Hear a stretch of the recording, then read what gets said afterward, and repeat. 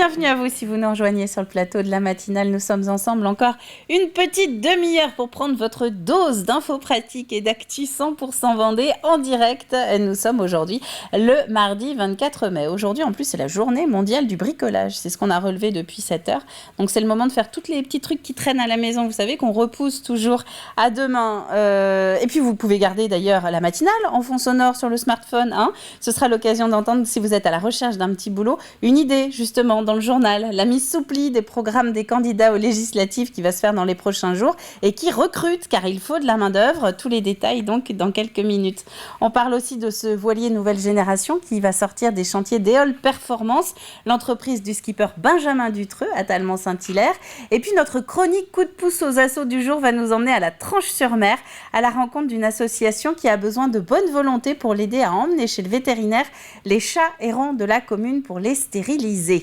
Avant de développer tout ça, on jette un œil à la météo. Et cette fois-ci, vous les avez ouverts, les volets quand même. Vous avez sans doute remarqué que c'est une nouvelle journée un petit peu grise, un petit peu pluvieuse qui s'annonce pour l'ensemble de la Vendée. Les sols en ont besoin. Alors, il ne faut pas trop se plaindre. Il y a du vent aussi sur le littoral, notamment 30 à 40 km/h en pointe. Et puis, difficile donc de faire l'impasse sur la petite veste ce matin, 10 à 12 degrés, un petit peu partout en Vendée. Cet après-midi, le temps, justement, il va rester frais, pas plus de 18. On est loin des 30, 31 de la semaine dernière dans le sud Vendée. Toujours des averses également un petit peu partout, mais elles devraient s'atténuer en commençant par l'ouest et nous devrions même finir la journée avec un ciel plutôt dégagé. Pour les marées, alors où en sommes-nous ? Eh bien, la mer est en train de monter. Elle était à son point le plus bas juste avant la matinale. Elle sera à son point le plus haut en tout début d'après-midi, mais pas forcément un très gros marnage, donc une très grosse différence à l'œil nu puisque les coefficients restent assez faibles, 50, 51, 52. On passe à notre carte des marchés du mardi. Alors, nous allons voir. Ah ben, elle ne s'affiche pas. Elle fait la grève. Si, ça y est. Les communes. Alors, ces communes, où peut-on aller ? On peut aller à la Bruffière, à Mortagne-sur-Sèvre, si vous êtes dans le nord du département, La Roche-sur-Yon, Landronde. Et puis sinon, Talmont, les Sables d'Olonne. Voilà, on a fait une petite descente du nord au sud. Il est temps maintenant de souhaiter une bonne fête aux Donatiens que vous connaissez. Bonne fête les garçons. Mais aussi aux Maël, Maïlan ou encore Maëlys. Et là-dessus, eh bien, on rajoute que le ciel se couchera ce soir à 21h43 et nous passons au journal.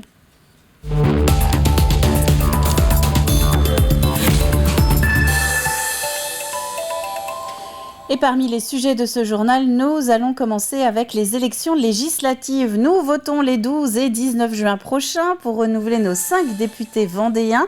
C'est une élection qui demande, comme toutes les autres d'ailleurs, une certaine préparation en amont et en coulisses.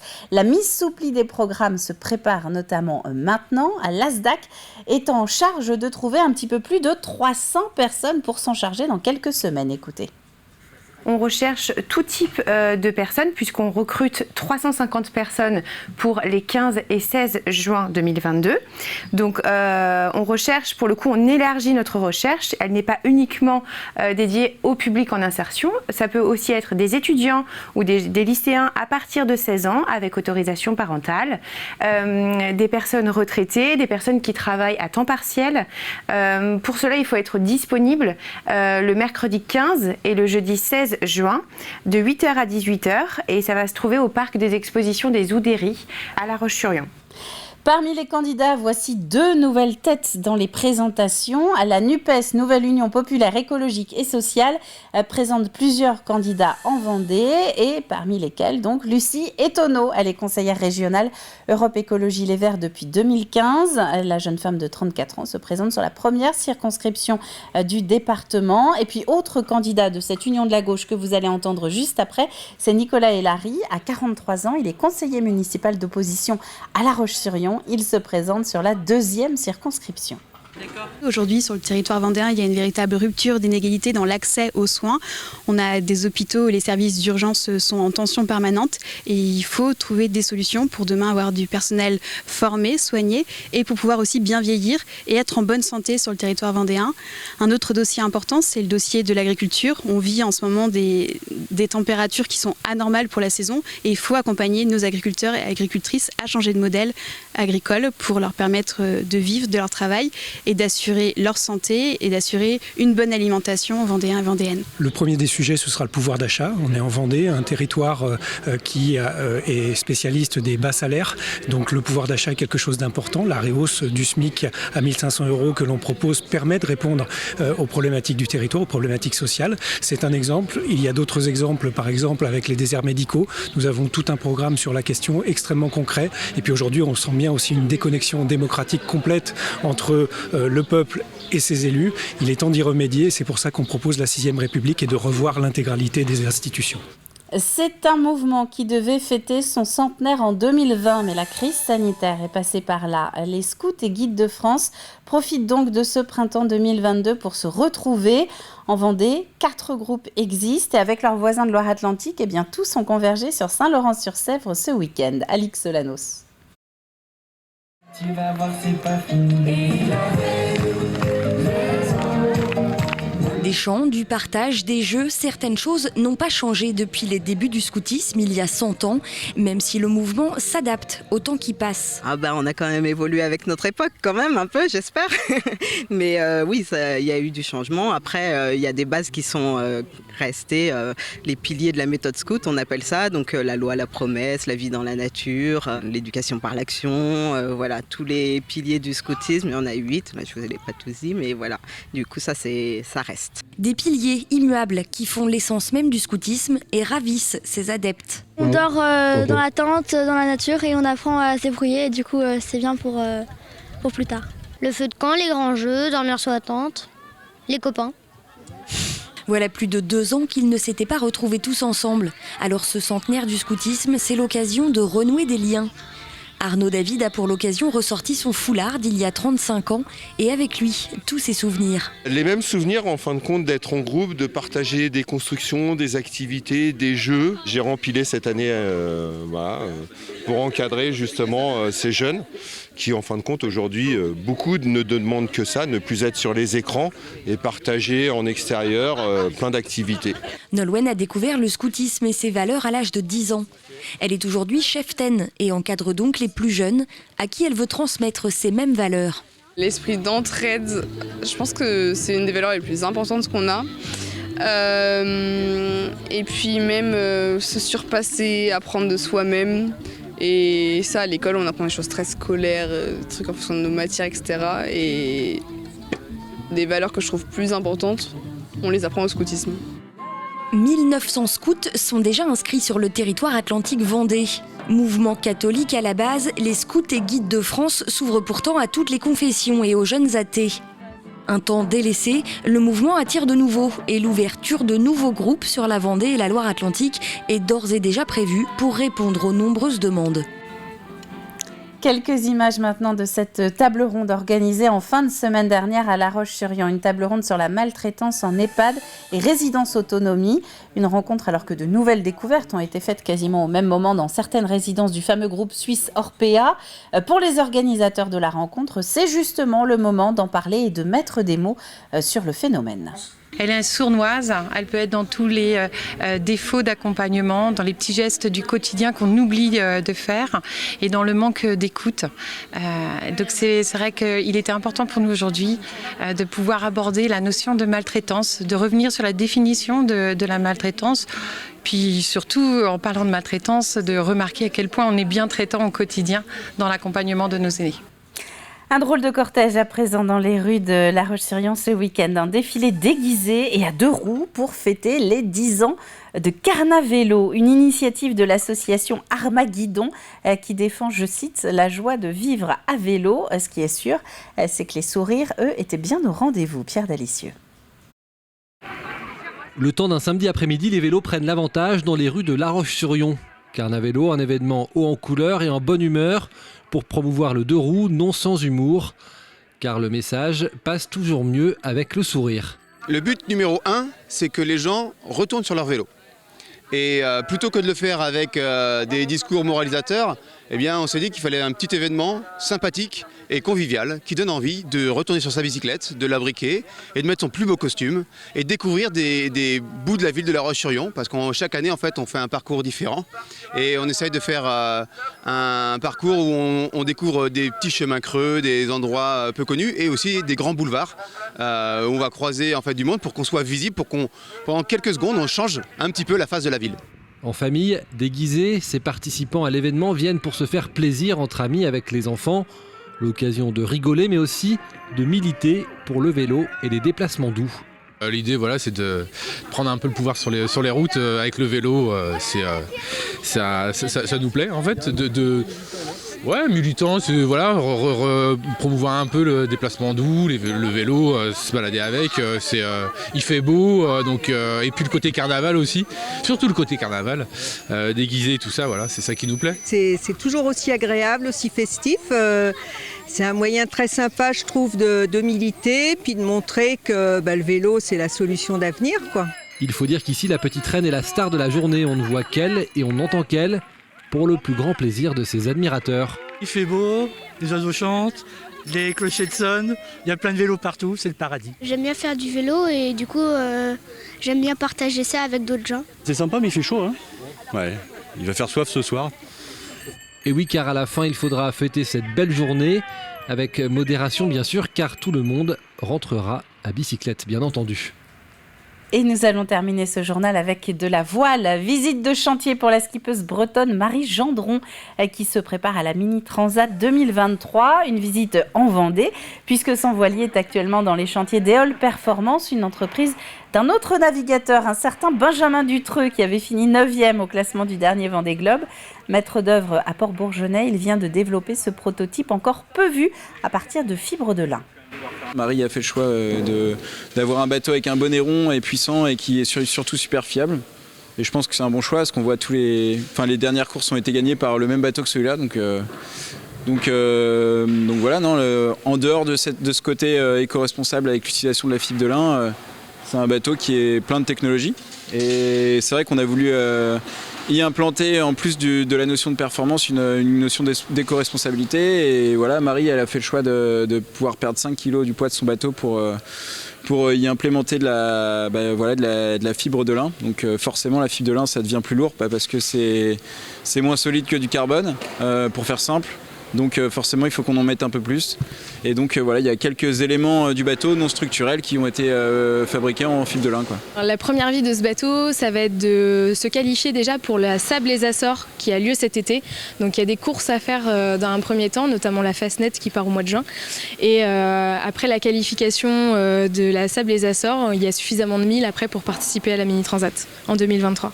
Et voilà ce qu'on pouvait dire pour les informations de ce mardi matin. On va maintenant faire un petit point sur les prévisions météo pour la journée avec Fanny. Et puis on se retrouve juste après avec l'ensemble des chroniques de ce mardi. À tout de suite. C'est l'heure de la météo avec le chemin de fer de la Vendée. Un voyage extraordinaire au rythme d'antan.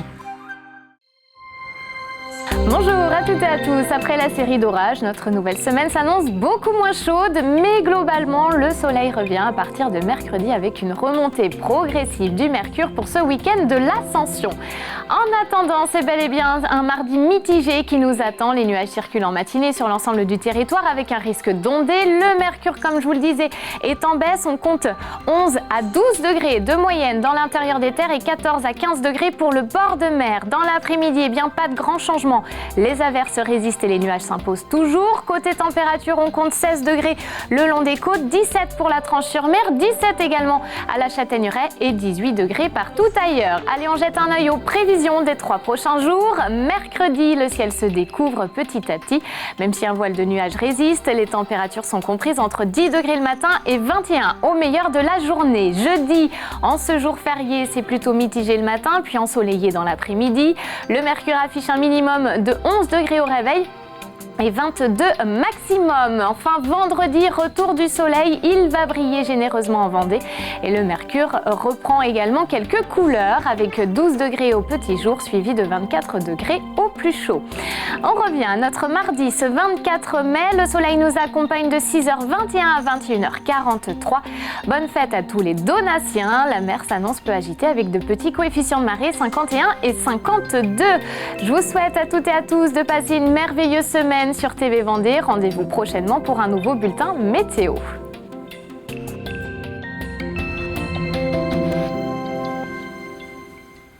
Et il est 9h moins le quart sur le plateau de la matinale chez vous aussi. Non, c'est le moment de regarder si on a bien synchronisé nos montres. On va passer au plus info du jour avec le retour sur un sujet qu'on a commencé à aborder hier dans les journaux, si vous étiez là.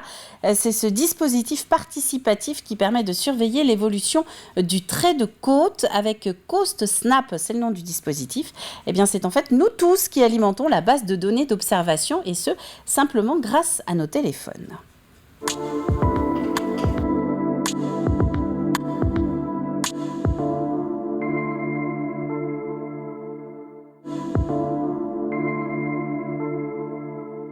C'est relativement simple. Vous prenez un cliché sans zoomer à partir du support inox qui est fixe, lui, qui ne bouge pas. Et vous transmettez la photo que vous avez effectuée il y a diverses façons de la transmettre, par les réseaux sociaux, par mail ou par une application. Nous, ensuite, derrière, on la stocke, on la traite. On les archive, on la traite et on va les recaler ensuite de manière à les comparer entre elles, ces photos. Et c'est comme ça qu'on va pouvoir comparer par exemple une situation avant l'hiver, une situation après l'hiver, après le passage des tempêtes, une situation après l'été où en principe la plage est bien engraissée et puis une situation après l'hiver où il peut arriver qu'il y ait eu des tempêtes et c'est comme ça qu'on en tire des informations générales sur l'évolution du site. Ça vient en supplément de tout ce qui se fait déjà. Nous, on fait des survols régionaux annuels avec un laser aéroporté. Donc c'est une donnée extrêmement précise, mais c'est une fois par an. Alors il y a le travail ici fait par travail énorme fait par l'observatoire local de Noirmoutier qui suit aussi son littoral de manière très fine. Et là, on associe avec ce système la population, donc c'est un petit peu différent. Et les données qu'on va en sortir sont complémentaires. Ce nouvel outil a le gros avantage d'être participatif. Donc ça permet à tout à chacun, avec son portable, et Dieu sait s'il y en a, avec son portable, de participer à l'observatoire et de nous communiquer les photos. Je pense que ça sera un effet bénéfique justement de cette participation. C'est de faire prendre conscience au moins que l'érosion, enfin que le recul du trait de côte, enfin ou l'élévation de la mer n'est pas un rêve et que il faut en prendre compte et que tous les travaux et les sommes qui sont dépensées le sont à bon escient. Enfin voilà, je pense que c'est aussi une démonstration par l'image, on va dire. C'est tout l'intérêt, c'est-à-dire qu'en faisant participer la population, on peut la sensibiliser aux phénomènes qui se produisent sur le littoral, au processus, à l'évolution du littoral, voir pourquoi il recule, pourquoi parfois il avance et quels effets ça a, et voilà, tout ça. Donc ça c'est intéressant et c'est vrai qu'avec le contexte qu'on connaît d'évolution du climat, etc., c'est une bonne chose d'associer la population à ces grands débats. Alors, Morbihan et Nouvelle-Aquitaine ont été les régions un petit peu pionnières en France. Les Pays de la Loire ont pour le moment 4 points d'observation, dont 3 en Vendée. C'est Plage de la Claire et Plage des Hauts-Mardiers à Noirmoutier. Et le 3e, c'est Plage de l'Estacade à Saint-Jean-de-Mont. On passe au coup de pouce aux assos.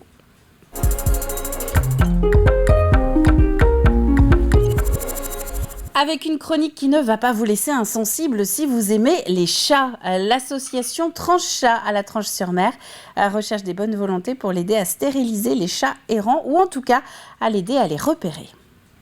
Allez, on vous offre un peu de mer pour ce matin, mais on va revenir sur un sujet plus terre-à-terre à la Tranche-sur-Mer avec l'association Tranche Chat. Bonjour. Bonjour. Alors, si nous sommes réunis ici, c'est pour parler donc de cette nouvelle association, jeune association. Elle a débuté en février et sa mission est simple, c'est stériliser les chats errants. Pourquoi, en fait, c'est nécessaire de faire cette action ? Eh bien, il est nécessaire de maîtriser la population féline des chats errants.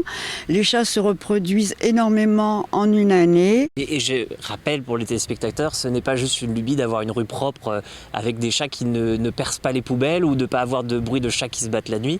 L'idée, c'est vraiment en fait bien de respecter tout un chacun et de comprendre que la surpopulation de chats, c'est bon pour personne en fait. Il est aussi important de respecter le bien-être animal. Une chatte qui se reproduit plusieurs fois par an a beaucoup de risques d'avoir un cancer de l'utérus, par exemple. En ce qui concerne un mâle, ça va l'empêcher d'aller se battre, d'avoir les yeux arrachés, les pattes de travers, d'être handicapé en quelque sorte. Oui, et d'avoir les enfants qui pleurent parce que le chat n'est pas en bonne santé. Il y a autre chose qui est important à dire, c'est tout simplement que ces chats sont nombreux en fait quand on y pense, parce qu'à la Tranche-sur-Mer, il y a beaucoup de vacanciers qui les abandonnent en fait à la fin des vacances. Oui, tout à fait. Il y a des chats qui ne sont pas présents au moment où les vacanciers partent et donc ils restent là. La plupart ne sont pas stérilisés, donc la reproduction continue. Donc effectivement, la population se multiplie d'année en année. Maintenant qu'on a dit tout ça, Tranche-Chat arrive avec son projet. Qu'est-ce qu'il vous faut comme bénévole ? Eh ben, on a deux sortes de bénévoles. On a ceux qui gèrent un petit peu, qui gèrent complètement. Je leur apporte une cage trappe et un bon de stérilisation avec mon accord. Ils attrapent le chat, ils prennent rendez-vous chez la vétérinaire, ils apportent le chat chez la vétérinaire. Lorsque le chat est opéré et identifié au nom de la commune, il y a deux opérations en même temps. Le chat est ramené sur son territoire de capture et il devient un chat libre. Et on a un deuxième profil de bénévoles, enfin de gens qui nous aident. Ce sont des gens qui nous signalent qu'il y a des chats errants, mais ils ne veulent pas automatiquement s'occuper de la capture. À ce moment-là, c'est moi ou d'autres bénévoles qui faisons le travail décrit précédemment. Eh bien, merci beaucoup de nous avoir présenté Tranche-Chat. Merci beaucoup d'être venu. Et c'est une association de la Tranche-sur-Mer que vous pouvez retrouver sur Facebook. Ouvrons le programme télé maintenant.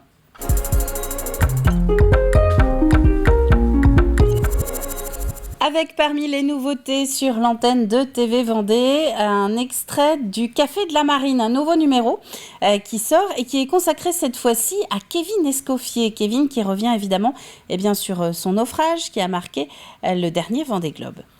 Alors on le disait à l'instant, les esprits ont été marqués par ton naufrage sur le dernier Vendée Globe. Tu avais été en effet secouru par Jean Le Cam.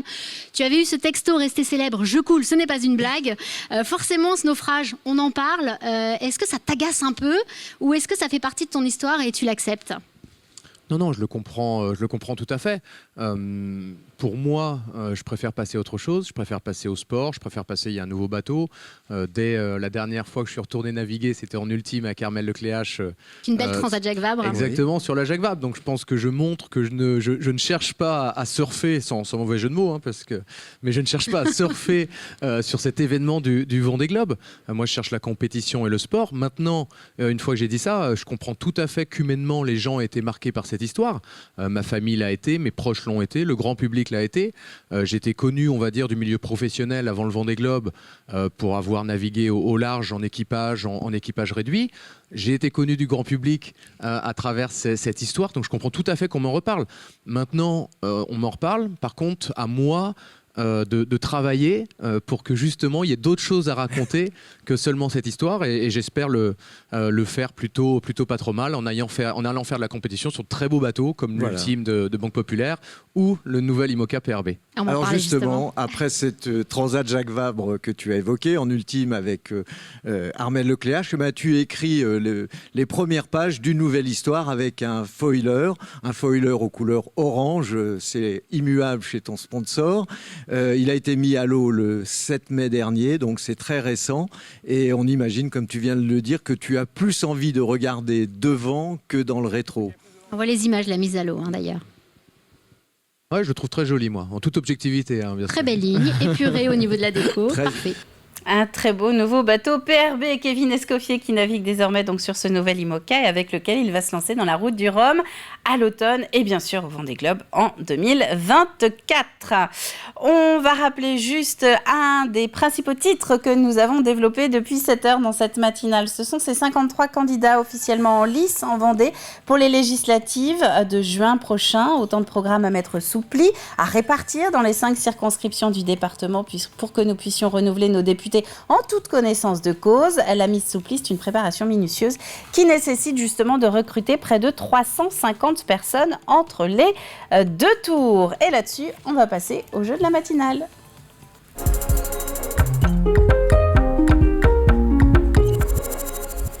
Avec une question qui nous emmène cette semaine dans le Marais Poitevin. Alors je vous rappelle qu'on n'a que 3 rendez-vous matinales cette semaine. Après on se retrouvera lundi. Néanmoins, vous avez quand même jusqu'à vendredi pour essayer de retrouver tous les indices sur la page Facebook de TV Vendée ainsi que sur le site internet et pour envoyer, comme d'habitude, avant vendredi midi, votre réponse sur tvvendée.fr. La question la voici. Quel est le nom de ce site d'observation ornithologique du Marais Poitevin ? Quel est le nom de ce site d'observation ornithologique du Marais Poitevin ? Indice du jour, ces prairies communales inondables sont parmi les plus intéressantes de Vendée. Et à la clé, il y aura des entrées pour Vendée Miniature, entrées adultes pour 2 gagnants parmi vous. Là-dessus, c'est la fin de cette matinale, donc je vais vous souhaiter à tous une très très bonne journée, pluie ou pas pluie. On se retrouve demain matin à 7h de bonne humeur pour un nouveau point sur l'actu 100% Vendée. À demain!